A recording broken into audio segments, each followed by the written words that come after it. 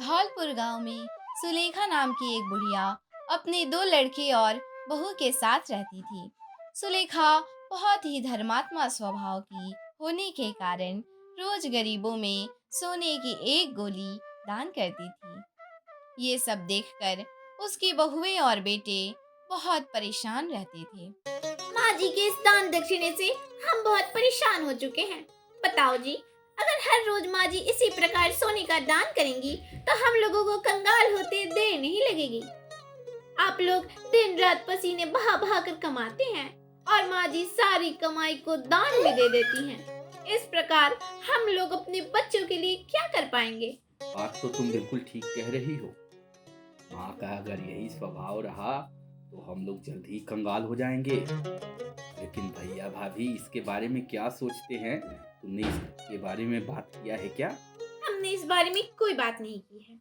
अब तक सुलेखा का जीवन शांति से गुजर रहा था, लेकिन शाम के समय सुलेखा का बड़ा लड़का गौतम और उसकी बहू तथा छोटा लड़का गौरव और उसकी पत्नी सभी आपस में मिलकर अपने माँ के द्वारा किए जाने वाले दान पुण्य को लेकर सुलेखा के खिलाफ योजना बनाने लगते हैं।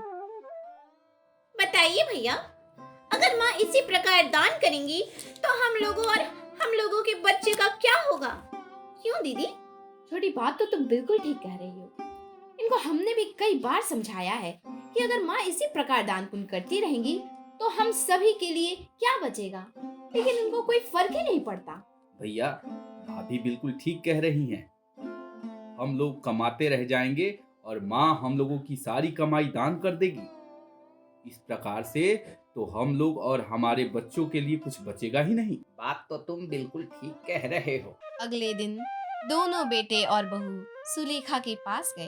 अरे क्या बात है, आज दोनों बेटा और बहू संग संग आए हैं। हाँ माँ, बात ही कुछ ऐसी है। क्या बात है बेटा? माँ, हम लोग तुम्हारे इस दान पुण्य से बहुत दुखी हो चुके हैं। तुम्हें दान पुण्य के बदले हम भाइयों की तरक्की के बारे में सोचना चाहिए। हाँ माँ जी, अगर आप दोनों हाथों से इस प्रकार हमारे पति और देवर की गाढ़ी कमाई को दोनों हाथों से लुटाएंगी तो हम लोगों को कटोरा पकड़ने में ज्यादा दिन नहीं लगेगा। इस प्रकार की बातों को सुनकर सुलेखा बहुत दुखी रहने लगी, लेकिन वो अपने दान करने वाली आदत को छोड़ी नहीं। वो हर रोज की तरह अपने इस दान पुण्य वाले कामों में लगी रहती थी। एक सप्ताह का समय भी अभी गुजरा नहीं था कि माँ जी, हमें ये लगता है कि अब आपको समझाने का कोई फायदा नहीं है। आपको कहीं और रहने की व्यवस्था करनी चाहिए। गौरव बेटा, ये बहू क्या कह रही है? माँ, आखिर ये क्या करे?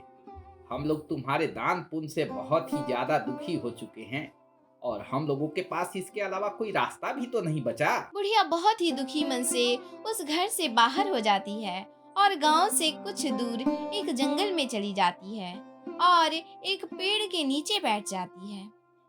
सुबह से शाम और शाम से रात हो जाती है।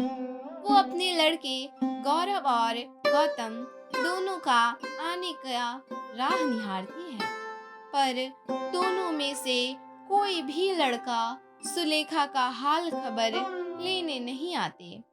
सुबह के समय एक आदमी वहां से गुजरता है। अरे माताजी, आप अभी तक यहीं हैं? आपका कोई नहीं है क्या? बेटा, कहने को तो बहुत लोग हैं हमारे रिश्ते में, लेकिन ऐसा कोई भी नहीं है जिसको हम अपना कह सकें। कोई बात नहीं है माँ, आप हमारे ही पास रहो। हमारा भी कोई नहीं है इस दुनिया में। आप मुझे सरवन कह के बुला सकती है। शरवण सुलेखा के साथ बहुत ही आराम से रहने लगता है और शरवण के ही घर के बगल में एक आंवले का पेड़ रहता है, जिसको देखकर सुलेखा बहुत ही ज्यादा खुश होती है और वो पहले की ही भांति वो रोज एक आंवले का दान करने लगी और जंगल के आसपास की औरतें सुलेखा के पास अपने दुखड़े लेकर आती, जिसका समाधान वो अपने दान वाली शक्तियों के द्वारा कर देती, जिसके बदले गांव वाले सुलेखा को कुछ धन दे देते। धीरे धीरे सुलेखा के पास बहुत सारा धन इकट्ठा होता चला गया। इधर सुलेखा के बेटों की नौकरी आर्थिक मंदी के कारण चली गई और वो दोनों बेरोजगार होते चले गए और उनकी हालत ऐसी हो गई कि उनकी औरतें घर घर काम करने लगी। गौरव और गौतम दोनों अपनी पत्नियों को बहुत फटकारते हैं। तुम्हारे ही कारण माँ को घर छोड़ के जाना पड़ा। माँ जी के जाने के बाद से ही हम लोग दिन प्रतिदिन दरिद्र होते चले गए। इधर सुलेखा एक बहुत बड़ा भगवत कथा का आयोजन कर रही थी, तो सुलेखा को हवन के लिए बहुत सारी लकड़ियों की जरूरत थी। लकड़ी ले लो, लकड़ी ले लो। सुलेखा दरवाजे पर आती। लकड़ी वाली रुको रुको, हम भागवत का बहुत बड़ा आयोजन करने जा रहे हैं। उसमें हवन के लिए हमको बहुत सारी लकड़ियों की जरूरत है। तुम हमें कल लकड़ियाँ जरूर दे जाना। छोटी बहू मन ही मन काफी सोचती रही। हो ना हो, ये तो हमारी माँ जी ही हैं। क्या सोच रही हो बेटा? अरे कुछ नहीं माँ जी। जी माँ जी, हम जरूर आएंगे। ठीक है, छोटी बहू मन ही मन काफी सोचती रही। ये जरूर माँ जी ही हैं। छोटी बहू घर पहुंचकर ये बात सबको बताती है। आज हम जब लकड़ियाँ बेचने पास के जंगल में गए तो वहाँ एक बहुत ही बढ़िया घर है। उसी में एक औरत रहती है जो बिल्कुल माँ जी की तरह ही लगती है। अरे बहन, तुमको उनके बारे में और पता करना चाहिए, क्योंकि वे माँ जी नहीं हो सकती, क्योंकि उनके रिश्तेदारों में भी कोई ऐसा नहीं है जिसके पास इतना धन है। और अगर कोई रिश्तेदार के पास वो रहती तो हमें अवश्य पता चल जाता।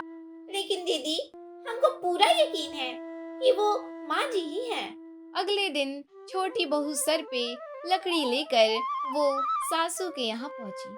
हाँ माँ जी, ये लकड़ी ले आए। यही रख दो बेटा। बेटा प्रसाद जरूर खा के जाना। ये भागवत का प्रसाद है जिसको खाने के बाद सारे दुख और दरिद्रता दूर हो जाती है। जरूर माँ जी।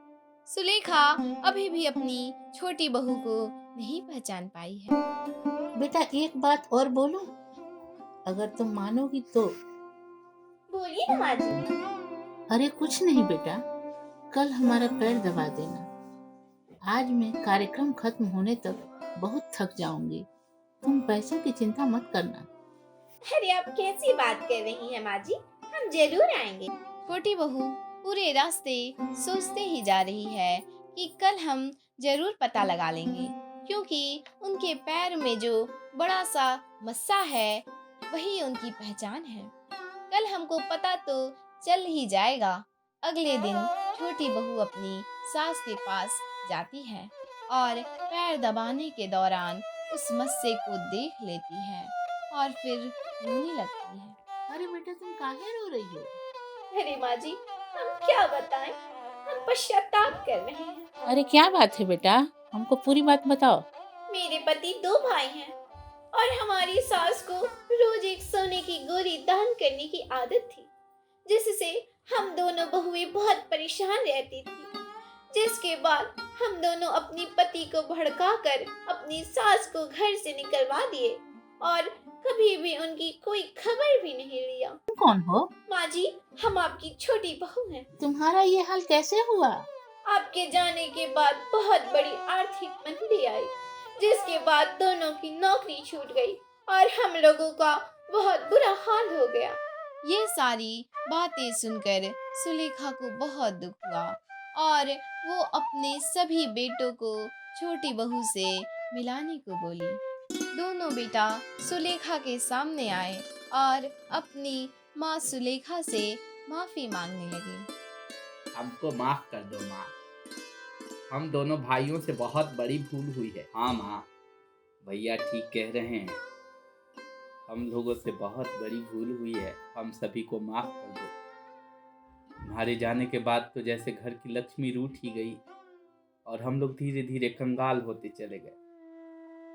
अब तुम हम लोगों के साथ अपने घर चलो। सुलेखा सोचने लगती है, तभी सरवन आता है और सुलेखा को समझाने लगता है। अरे माँ, अब कितना गुस्सा करोगी, अब मान भी जाओ। हाँ माँ, सरवन भैया सही कह रहे हैं। ठीक है, पर मैं अपने सरवन को छोड़कर कहीं नहीं जाऊंगा। तो क्या हुआ माँ, हमारे साथ दोनों भैया और भाभी भी साथ रह लेंगे।